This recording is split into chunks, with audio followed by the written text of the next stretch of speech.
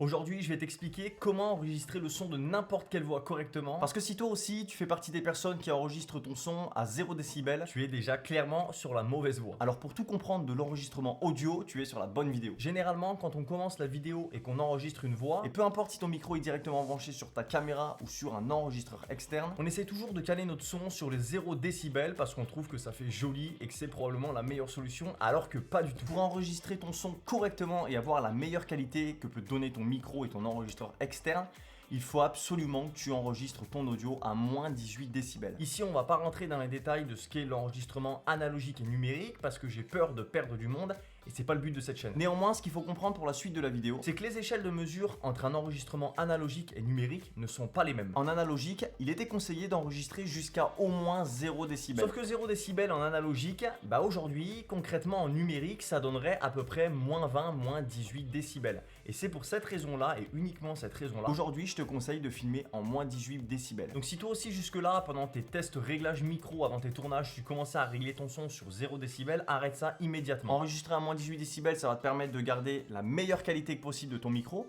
et surtout, ça va te permettre de préserver les voix et éviter que ta voix souffre dans ton audio. En plus de ça, enregistrer à moins 18 décibels a un gros avantage. Comme à ce niveau-là, le son est pas très élevé, on va réduire l'effet de bruit de souffle qu'on entend beaucoup dans les vidéos. L'effet de souffle, c'est ce petit souffle que tu entends en fond de vidéo quand personne ne parle par exemple et qui est quand même assez inconfortable pour celui qui regarde la vidéo.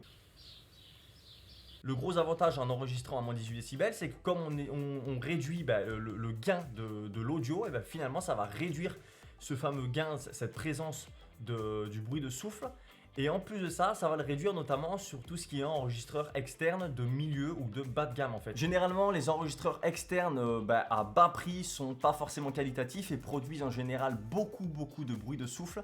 Et donc le fait de baisser le gain de ton enregistrement externe au moment de ton tournage va t'assurer d'avoir ce bruit de souffle le moins présent que possible. Mais alors en post-production, ça donne quoi? Est-ce que je reste à moins 18 décibels? Est-ce que j'exporte et je remonte mon audio? Qu'est-ce que je dois faire? Généralement, si tu retouches toi aussi en post-production ton audio via la page Fairlight par exemple sur DaVinci Resolve, une fois que tu auras utilisé un compresseur, un EQ, etc., généralement ta voix va augmenter un tout petit peu de volume. Alors tu vas pas passer de moins 18 à 0, mais généralement tu vas redonner un petit peu d'intensité, de gain dans ton audio. Évidemment, une fois que le montage est fini, si pour toi le gain est quand même relativement faible par rapport à la plateforme où tu vas l'exporter, tu peux tout à fait remonter le gain, donc l'ensemble du gain de ta vidéo directement en post-production pour l'exporter. En gros, l'objectif ici, c'est vraiment d'enregistrer dans un volume plus bas et de venir le remonter un peu si besoin, et je dis bien un peu en post-production, plutôt que de faire l'inverse, c'est-à-dire enregistrer le son de manière assez forte avec un gain assez fort, quitte à avoir une voix qui sature, etc.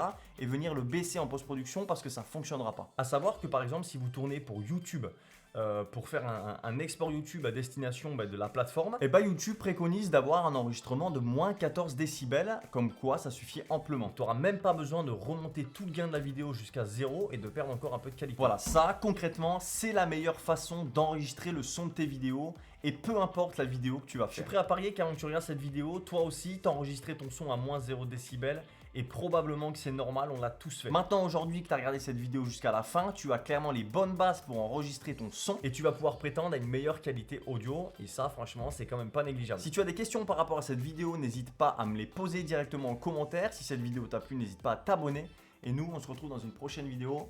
Ciao, ciao!